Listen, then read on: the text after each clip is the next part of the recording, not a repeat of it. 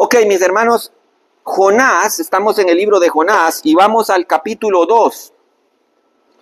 Capítulo 2 de Jonás. Hoy retomamos la oración de Jonás. En nuestra última sesión tuvimos un estudio que habíamos titulado Vuelve a llamar.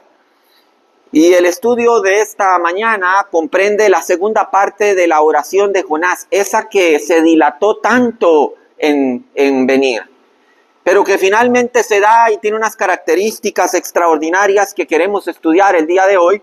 Y después de haber estudiado ese vuelve a llamar, ese Dios volviendo a tocar la puerta al corazón de Jonás, y esa primera original forma de Jonás de volver a entablar comunicación con Dios, estudiamos ahora esta segunda sección que viene desde el versículo 5 hasta el versículo 10.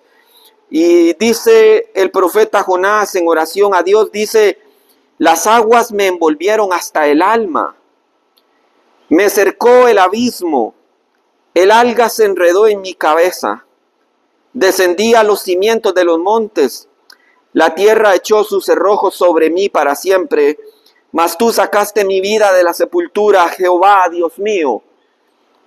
Cuando mi alma desfallecía en mí, me acordé de Jehová y mi oración llegó hasta ti, hasta tu santo templo.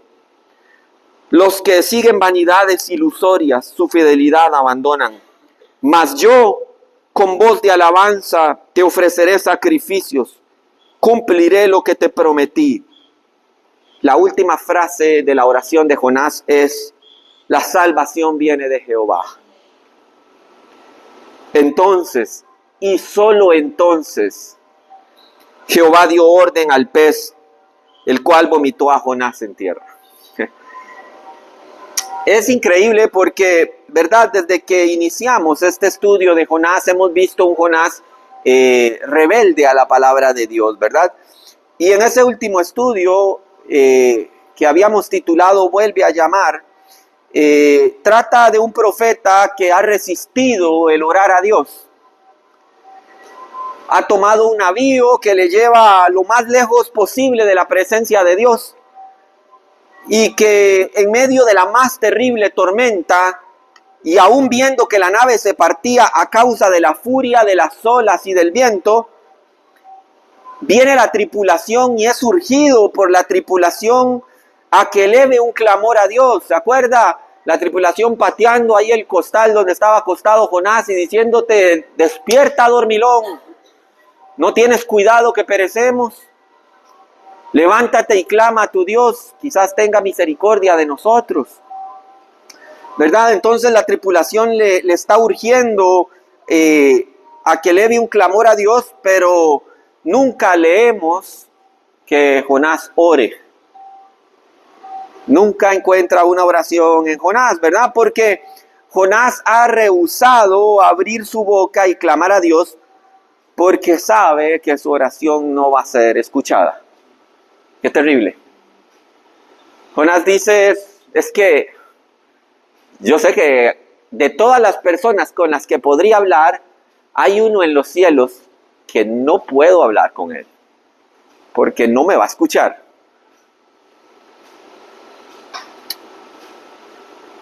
Porque sabe que ha sido Dios quien ha traído la tormenta y la calamidad a esa nave. Imagínense lo que le están pidiendo la tripulación: es hora para que tu Dios quizás calme la tormenta. Y Jonás tiene que decir: mi Dios es la tormenta. Mi Dios es quien está golpeando esta nave. No va a escuchar, no me va a escuchar a mí. Jonás pone en riesgo a la tripulación por causa de su pecado. Y hablábamos del peligro de una persona que pretenda enseñar la palabra de Dios en pecado, o pretenda ministrar desde una perspectiva haciéndose pasar por santo cuando su vida no está en derecho delante de Dios. ¿Por qué? Porque Jonás es un proscrito espiritual. Y usted nunca entre en la compañía de aquellos que huyen de Dios. Son gente peligrosa. Y a veces en la iglesia hay muchos de ellos. Están sentados con una cara de piedad, pero están huyendo de Dios. Creen que sentado en una banca, están en un barco seguro. Ahora, una vez que Jonás fue arrojado al mar, ¿verdad? Esa prédica la titulamos Un hombre fuera de borda. Y una vez que Dios había provisto el salvavidas menos probable, ¿verdad? Que era un gran pez, así lo describe la palabra. Porque el pez estaba ahí para salvarlo. No estaba ahí para comérselo. Si se lo hubiera comido, Jonás no habría pasado 3 días y 3 noches en el vientre de ese gran pez. Y también hablamos de que por más fantasioso o maravillosa que nos pueda pasar o parecer la administración de esa palabra, tenemos que estar claros que no hay un relato más veraz que ese, porque el Señor Jesucristo dio testimonio de él. Dice, así como el profeta Jonás, que estuvo 3 días y 3 noches en el vientre de un pez, lo dijo Jesús. No lo dijo Pedro, no lo dijo Pablo, no lo dijo Juan, lo dijo Jesús. Entonces no hay nada más cierto, así nos parezca lo más fantasioso del mundo, que ese relato. Si la Biblia dice que Jonás estuvo en el vientre de un pez 3 días y 3 noches y lo ratifica el Señor Jesucristo, mi hermano, póngale un sello de garantía, que eso fue real tal cual la Biblia lo menciona. Entonces Jonás encuentra un salvavidas, quizás el menos probable, quizás el menos agradable, pero es ahí, en ese salvavidas, pues que nosotros casi que hasta que dudamos, ¿verdad? No, eso no fue así.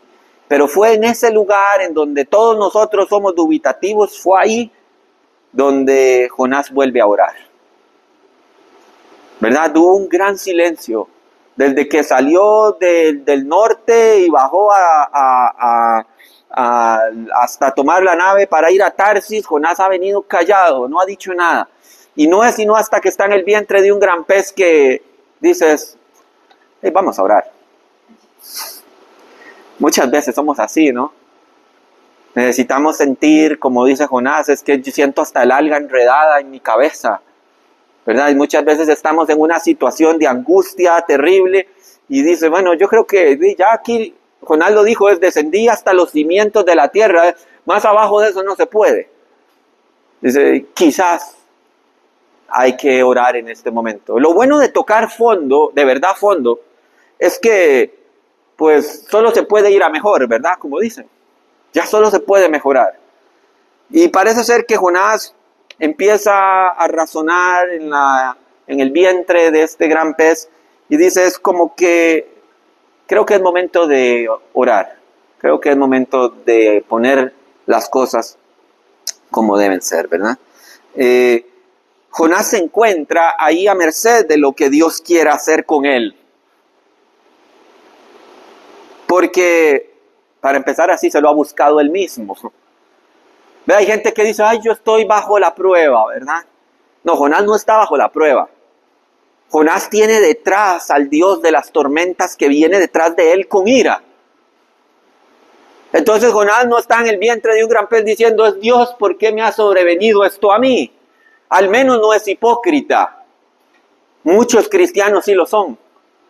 Dice, usted no ha visto el relajo de vida que tiene usted y todavía pretende hacernos creer que lo que está sucediendo es por causa de la prueba de Dios sobre su vida. Entonces, a pesar de que se lo ha buscado, él empieza a orar en medio de un gran silencio de parte de Dios. Su oración se encuentra ante una enorme interrogante que dice, ¿habrá Dios de dar respuesta y tener nuevamente misericordia de mí? De este profeta que ha caído en desgracia. Entonces, Dios espera escuchar del profeta una simple expresión que es lo que da título a la enseñanza de esta mañana. Y son las palabras prácticamente finales de la oración del profeta. Y es cuando dice, cumpliré lo que te prometí. Pero, ¿verdad? Porque cuando Jonás dice finalmente eso, Jonás ha hecho toda una retrospectiva que ahora vamos a analizar. Pero llega un punto en donde Jonás dice lo que debió haber dicho desde que salió de Israel. Dices, cumpliré lo que te prometí. Y entonces dice el texto, entonces el pez vomitó a Jonás. Había una palabra clave, había un momento en donde en medio de la oración dice, esto es lo que Dios quería escuchar. Dios ha guardado completo silencio. Se ha sentado en la oscuridad a la par de Jonás. Y Jonás, que ha dicho esto, que ha recitado el Salmo 119, que ha recitado todos los cánticos que se sabe, los más cristianos y los más panderetas. Pero llegó el momento en donde Jonás dice, cumpliré lo que te prometí. Fue cuando Dios dice, ¿eso es lo que quería escuchar? Eso es lo que tanto tiempo te costó decir. Mira dónde estás. Con esto habrías empezado a caminar en el camino que yo te quiero direccionar. Pero cuando Jonás dice, cumpliré lo que te prometí, ¿qué sucede en el medio antes que el profeta finalmente diga lo que Dios está esperando escuchar de parte de él? Y eso es lo que nos compete en esta mañana, donde traigo una enseñanza titulada Cumpliré lo que te prometí, ligada a 3 secciones, y la primera es la angustia del alma. Por favor, entienda que si usted es un proscrito espiritual, esta sección no se la salta nunca. En la oración de Jonás, en el versículo 5, él dice, las aguas me rodearon hasta el alma, rodeóme el abismo. En el hebreo dice la oscuridad o las tinieblas. El alga se enredó a mi cabeza, descendí a los cimientos de los montes, la tierra echó sus cerrojos sobre mí para siempre. Decíamos la semana pasada, no, hace 3 semanas atrás que dejamos a Jonás. Jonás ha estado, según el texto, 3 días y 3 noches en el vientre de este gran pez. Pero en ningún momento de la narrativa se nos menciona que Jonás sepa dónde se encuentra. ¿Sabía usted eso? Vea, lea la oración de Jonás. Jonás no sabe dónde está. Vea que él habla del alga, habla de los cimientos de la tierra, habla del abismo. Jonás no sabe que está dentro de un gran pez. Es más, si usted lee el capítulo 2, versículo 2, vea lo que dice, invoqué en mi angustia a Jehová, y él me oyó. Vea dónde cree Jonás que está. Desde el seno del Sheol clamé y mi voz oíste. Jonás no sabe que está en un pez. ¿Sabe?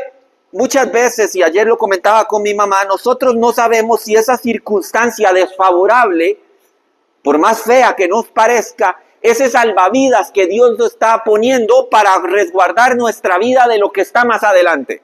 O de lo que nos rodea. Recuerde que lo que rodea a Jonás es una tormenta apocalíptica.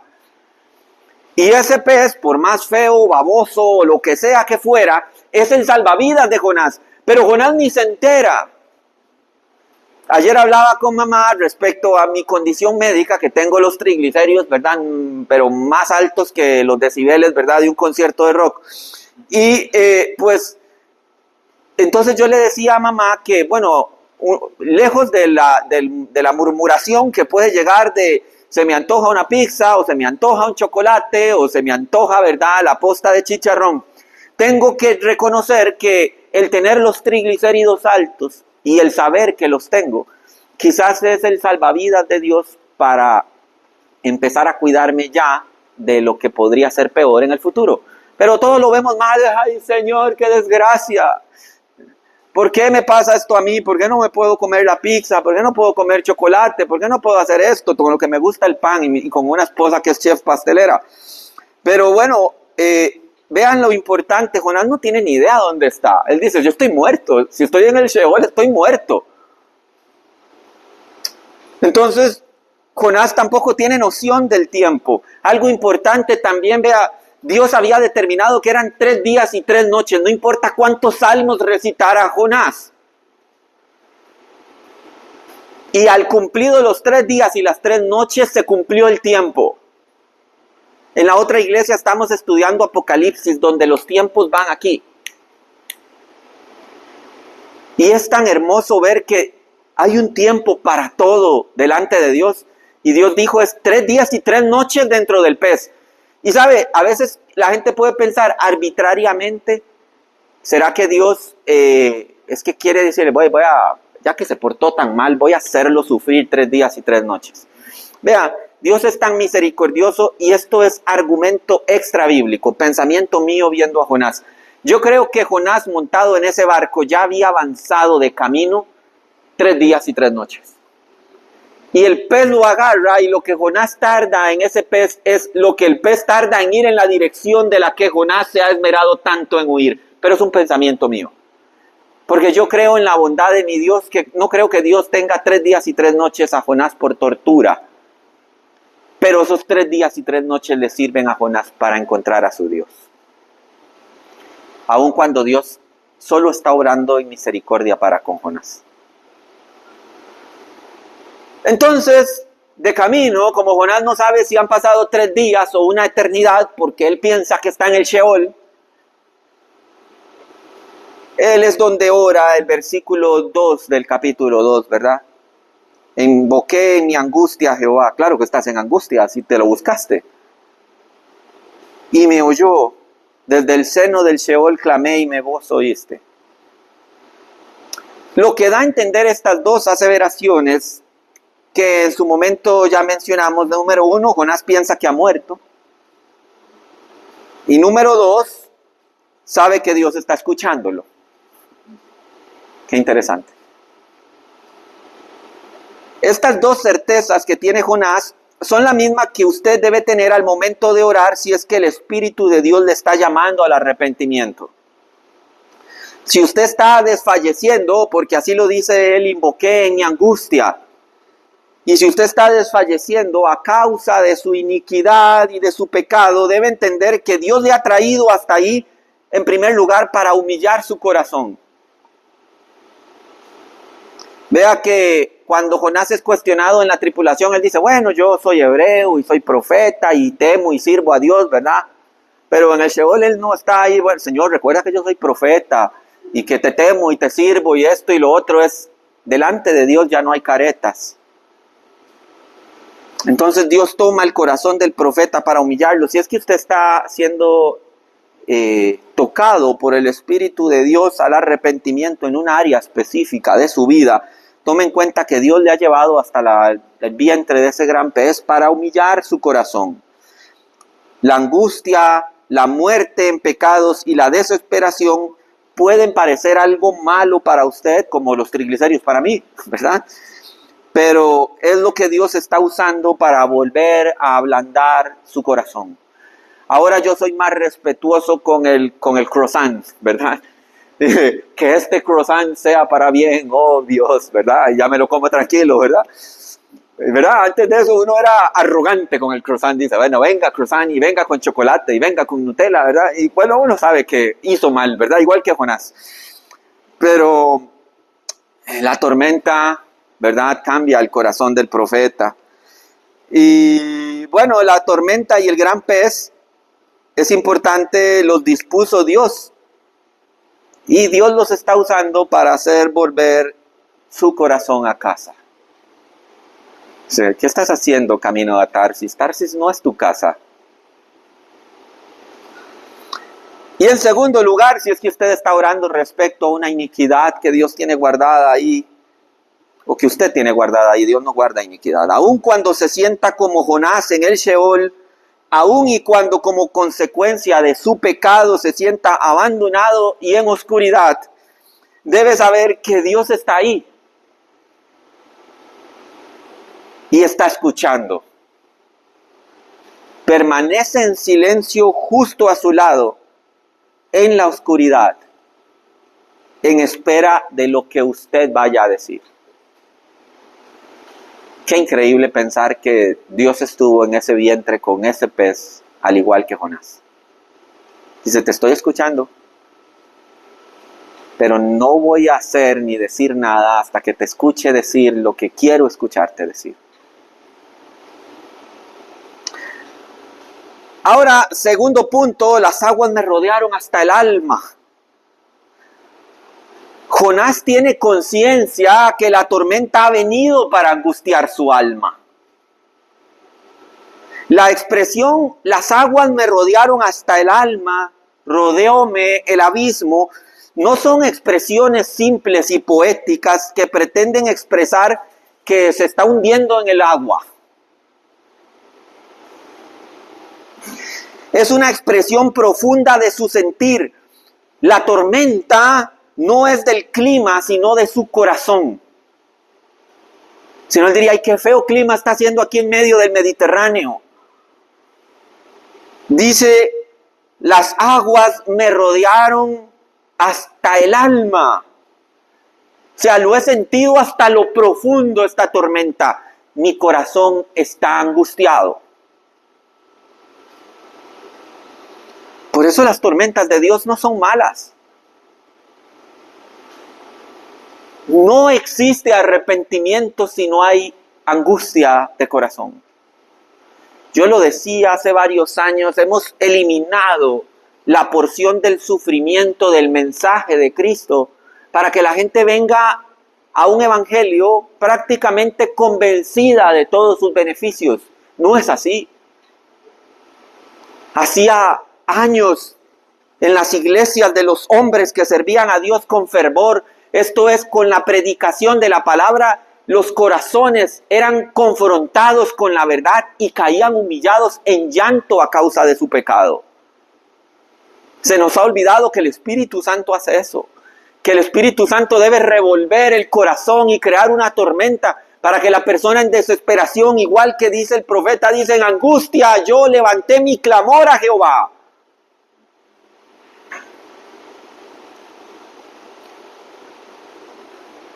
El corazón está en tormenta. El corazón y el alma de Jonás están inquietos.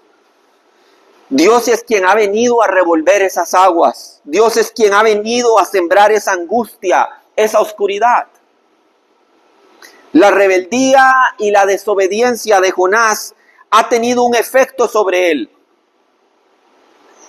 Por favor, entienda que todo pecado, no importa si es secreto o evidente, va a provocar una tormenta en su alma. Le va a arrebatar la paz, va a angustiar su corazón hasta conmoverlo, hasta rodearlo de oscuridad. Es lo que dice el profeta, dice, rodeóme el abismo, dice, rodeóme las tinieblas. Eso es lo que hace el pecado por usted. Es la obra del pecado.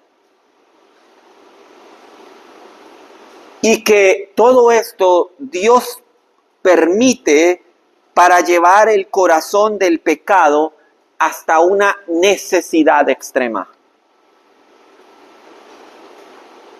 En el plan de salvación, cuando estudiamos arrepentimiento y nacer de nuevo, significa, esa necesidad extrema significa conciencia de pecado. El Espíritu Santo te hace ver lo feo e impuro que eres delante de Dios. No hay arrepentimiento sin ese paso. Y a propósito de eso, no hay salvación si eso no sucede.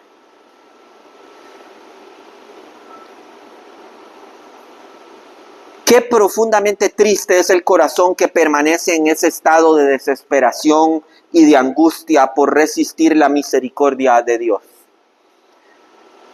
Todo pecador irreconciliado permanece en ese estado donde la tormenta se agita, ya no sobre las aguas de la mar, sino en lo profundo de nuestro corazón.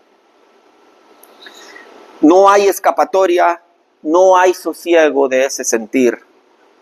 Jonás llega a entender de su rebeldía y de su pecado. Dice, estoy perdido para siempre. Porque dice, la tierra echó sus cerrojos sobre mí para siempre.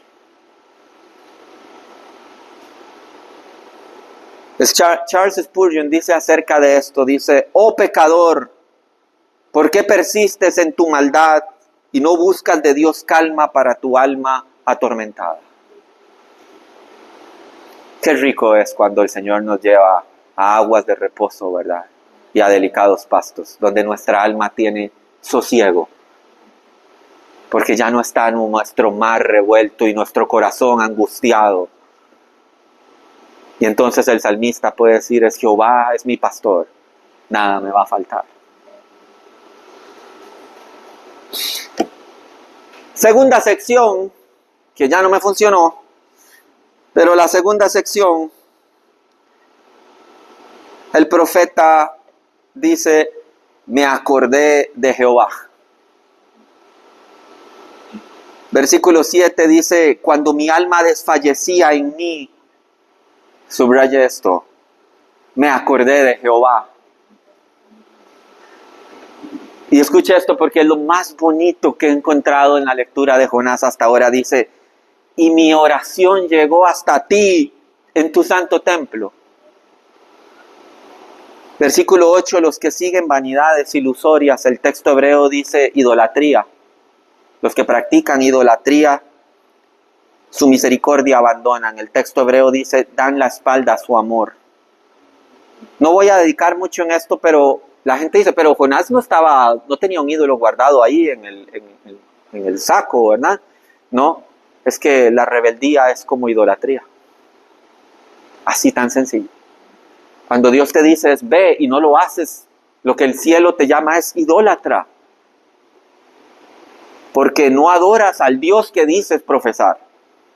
Y por eso Jonás, sobre el versículo 8, aunque no lo tenía en mis notas, el texto hebreo dice es, los que siguen la idolatría o adoran falsos dioses, dice, a su amor dan la espalda, como él lo hizo. Si es que Dios lo llamó a él, le dice, ve a Nínive y predícales. ¿Y qué hizo Jonás? Dice, a mí no, chao, le dio la espalda.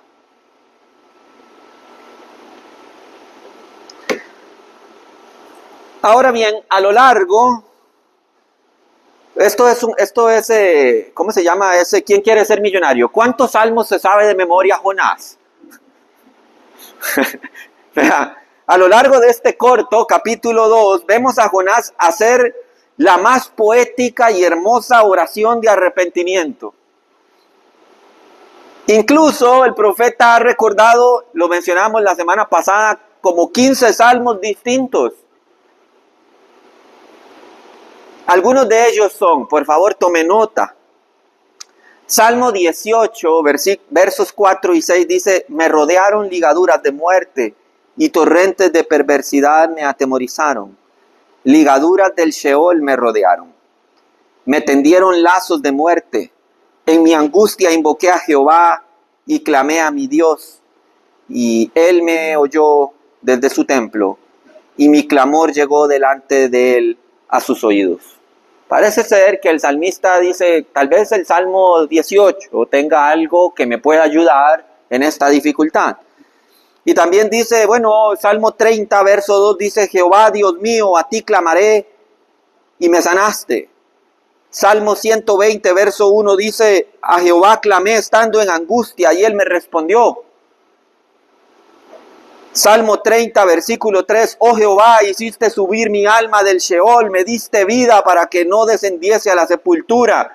Salmo 16, verso 10, porque no dejarás mi alma en el Sheol, ni permitirás que tu santo vea corrupción. Ahí Jonás dice, voy a agarrarme a hacer creer que yo soy el Mesías, aunque sea, quizás esto me sí libre de esto. Salmo 3, verso 4, con mi voz clamé a Jehová y él me respondió desde su monte santo, Shelah. O sea, y ahí podríamos seguir sacando extractos de todos los salmos que Jonás se sabía. El profeta ha recordado infinidad de versos en los salmos. Ha hecho uso de todos ellos para orar a Dios y sin embargo no son los salmos lo que debe recordar.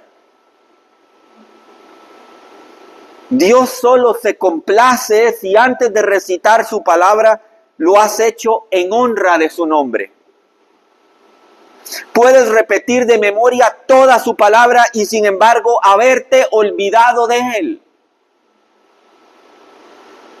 No te salvarán los salmos ni tu versada capacidad de exponer su palabra. No te salvarán tus buenas intenciones o tu deseo de hacer el bien. ¿Cuántos salmos se sabe Jonás? Como sacando papelitos. Este quizás no, este sí, quizás este me ayude. Quizás este haga activar la lástima de Dios sobre mí. El caso es que Jonás había recordado a todos los salmos, pero olvidado a Dios. Lo había guardado en una gaveta. Quizás en la misma forma en que usted tiene en una gaveta guardada la Biblia. Así también Jonás había intentado olvidar a Dios. Intentaba callar la voz que le llamaba y huir lejos de su presencia. Hay personas que al igual que Jonás llevaba consigo su título de profeta, ¿verdad? ¿Se acuerdan en el barco? Yo soy profeta y temo a Dios y esto, lo otro. Así también hay quienes llevan a carga su título de cristiano. Pero al igual que Jonás, ese título lo llevaban hasta el Sheol. No era más que una credencial colgada en una pared.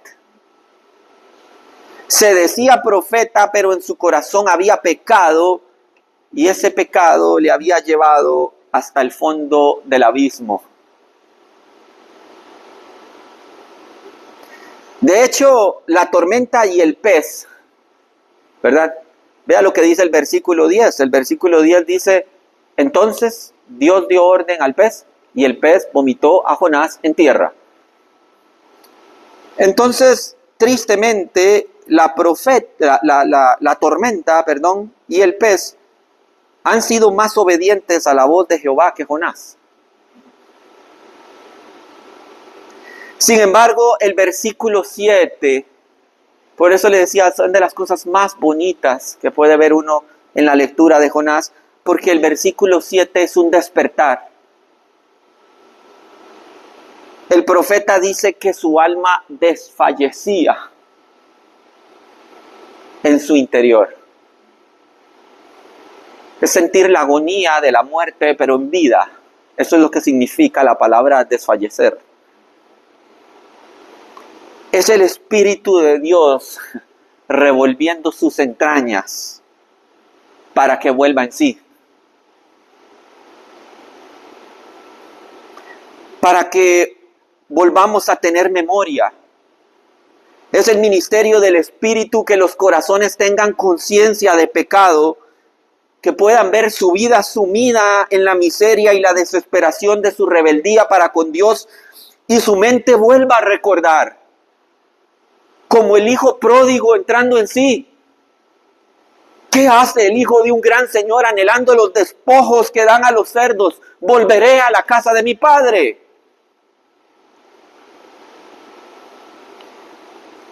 Esa angustia que hay dentro de ti ahora mismo, ese desfallecer, es el Espíritu de Dios diciendo, vuelve a mí, vuelve a recordar lo que eres, vuelve a recordar a lo que fuiste llamado. Y el texto sagrado dice que el corazón de Jonás volvió en sí, dice, me acordé de Jehová. Bendita insistencia de su Santo Espíritu para con nosotros, que revolvió en nuestro ser hasta que volvimos en sí, reaccionamos a su llamado y de pronto volvimos a estar vivos, volvimos a vivir. Y no fue hasta ahí que el Espíritu Santo trajo memoria a Jonás y le hace ver quién es él en Dios. Fue cuando la oración de Jonás despegó. El texto dice que ahí mismo fue cuando su oración llegó hasta el Señor sentado en su santo templo. Así lo dice la palabra. Antes de eso, la súplica de Jonás estaba siendo impedida. Pero luego de ser despertado a la verdad, una vez que el Espíritu Santo hubo creado esa conciencia de pecado y que Jonás volviera en sí, su oración fluyó hasta el santo templo de Dios. Qué bonito es saberlo, ¿verdad? Porque si usted está escuchando esta enseñanza hoy desde el lado seguro de la acera y dices, yo ya he creído, mi corazón ha sido despertado en Cristo Jesús, usted puede decir, qué bendición es saber que mi oración despega y llega, ¿verdad? Como un avión que cruza los cielos hasta el trono de Dios y es escuchada y atendida con libertad. Pero qué triste es la sensación de aquel que alejado de Dios sabe que su oración es impedida. Dices, esta oración no llegará, Él no la va a atender.